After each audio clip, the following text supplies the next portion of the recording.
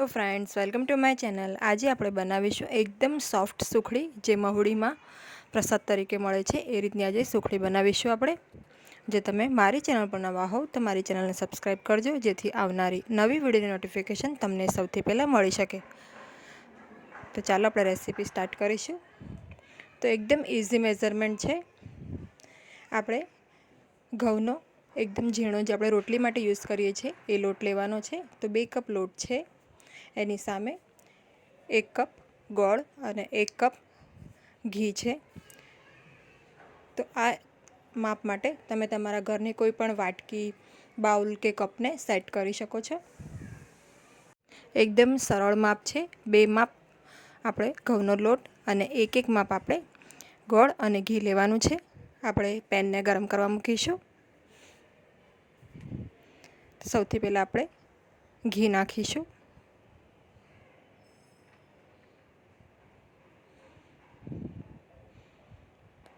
તો અત્યારે ગેસની ફ્લેમને આપણે મીડિયમ રાખી છે। જ્યારે આપણે લોટ નાખીશું ત્યારબાદ ફ્લેમને એકદમ લો કરી દેવાની। તો હવે આપણે આમાં જે 2 કપ લોટ છે એ નાખીશું।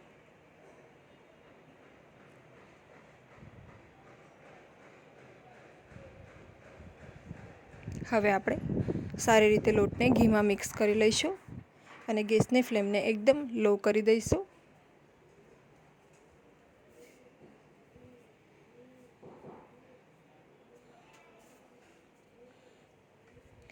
તો સારી રીતે આપણે લોટને પહેલાં મિક્સ કરી લઈએ ઘીમાં।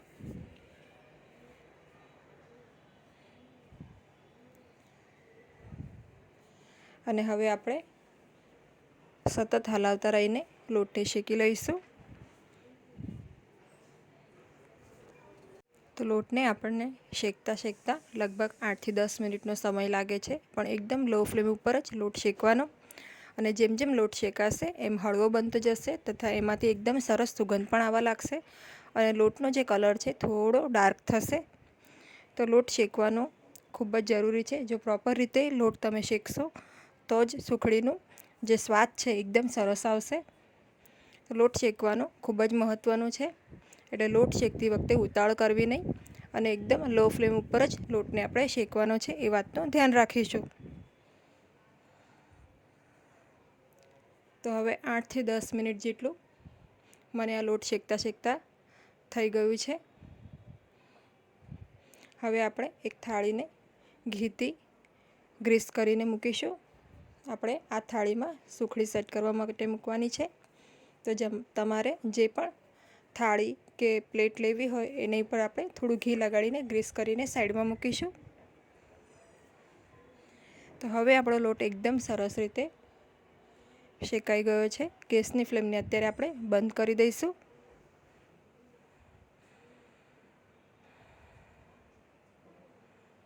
અત્યારે પણ આપણું જે પેન છે એકદમ ગરમ છે, એટલે આપણે એને સતત આ રીતે લોટને હલાવતા રહીશું, જેથી નીચેથી લોટ આપણો બળી ન જાય। હવે આપણે એને પેનને સાઈડમાં નીચે લઈ લઈશું। હવે આ રીતે 2-3 મિનિટ આપણે હલાવતા રહીશું, જેથી લોટ આપણો થોડો ઠંડો થઈ જાય। એકદમ ગરમ હોય ત્યારે ગોળ નથી નાખવાનો, થોડું ઠંડુ થાય અને હલકું ગરમ રહે એ પ્રમાણે આપણે ગોળને નાખીશું। તો આપણે હંમેશા જાડા તળિયાવાળું વાસણ લેવાનું સુખડી બનાવવા માટે, તે લાંબા સમય માટે ગરમ રહે છે, જેથી આપણે જ્યારે પણ ગોળને મિક્સ કરીશું તો ઇઝીલી ગોળ આપણો મિક્સ થઈ જાય છે।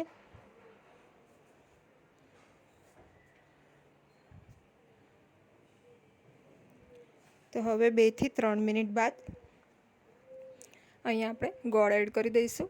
તો 1 કપ ગોળ છે, અહીંયા મેં ગોળનો પાવડર લીધો છે। તમે ઈચ્છો તો ગોળને એકદમ ઝીણો સમારીને પણ લઈ શકો છો, પણ આપણે મોટા ટુકડા ગોળના નથી લેવાના, એ વાતનું ધ્યાન રાખીશું।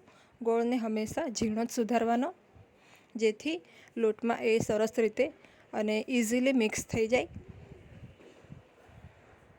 તો હવે આપણે આને મિક્સ કરતા જઈશું, જ્યાં સુધી આપણો ગોળ સરસ રીતે મિક્સ થઈ જાય ત્યાં સુધી આપણે આ રીતે એને હલાવતા જઈશું અને મિક્સ કરીશું।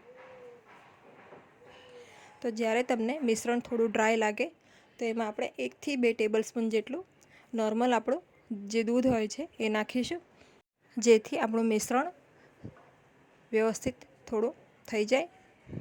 હવે આપણે ગ્રીસ કરેલી થાળીમાં સુખડીનું જે મિશ્રણ છે એ પાથરી દઈશું અને સ્પેચ્યુલા વડે એની સરફેસને એકદમ ઇવન કરી લઈશું, અથવા તમે કોઈ પણ વાટકીની નીચેની સરફેસને થોડું ઘી લગાડીને એનાથી પણ સેટ કરી શકો છો, સરફેસને ઇવન કરી શકો છો. હવે આપણે નાઈફ વડે કાપા પાડી લઈશું.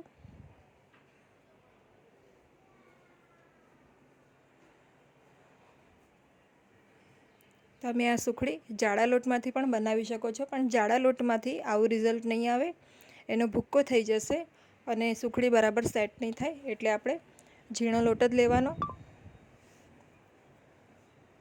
તો હવે આપણે કાપા પાડી લીધા છે. હવે આપણે આ સુખડીને ઠરવા દઈશું લગભગ અડધા કલાક માટે, જેથી એ સરસ સેટ થઈ જાય. તો અડધા કલાક પછી મેં સુખડીને આ રીતે એના જે પીસ છે એ ડીમોલ્ડ કરી લીધા છે. તમે જોઈ શકો છો આપણી સુખડી કેટલી સોફ્ટ બની છે, તમે જોઈ શકો છો. ફક્ત એક આંગળીને પ્રેસ કરવાથી જ એ સુખડી તૂટી જાય છે. તો મોંમાં મૂકતાની સાથે જ આ સુખડી એકદમ સરસ મેલ્ટ થઈ જાય છે. તો આટલી સરસ સોફ્ટ સુખડી જો તમારે બનાવવી હોય તો વિડીયોને સ્કીપ કર્યા વગર આખો વિડીયો જોજો અને દરેક ટિપ્સને ફોલો કરજો.